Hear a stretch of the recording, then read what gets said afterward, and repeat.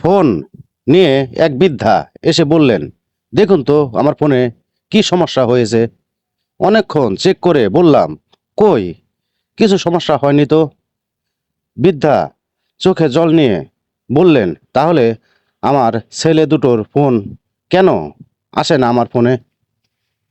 আমার অতীত হলো, আমি মধ্যবিত্ত পরিবার থেকে এসেছি এবং আমি যেখানেই যাই সেই অভিজ্ঞতাগুলো আমার সাথেই থাকে। আমি মধ্যবিত্ত পরিবার থেকে এসেছি। আমি ধনী হতে পারিনি, তবে আমি গরিবও হয়ে যাইনি। প্রতিটা লক্ষ্যে লক্ষ্যে তার নিজের লক্ষ্য লেগে থাকতে হবে। আলহামদুলিল্লাহ। বন্ধুরা, দেখতে পাচ্ছেন কেয়ারিং টানার কাজ দেখানো হচ্ছে। আশা করি আপনাদের ভালো লাগবে। আমি আর কোনো মিস্ত্রিকে ছোট করে কথা বললাম না, কারণ অনলাইনে এখন তো ওকে ছোট করতেছে, ও ওকে ছোট করতেছে, নিজেকে বড় মনে করতেছে।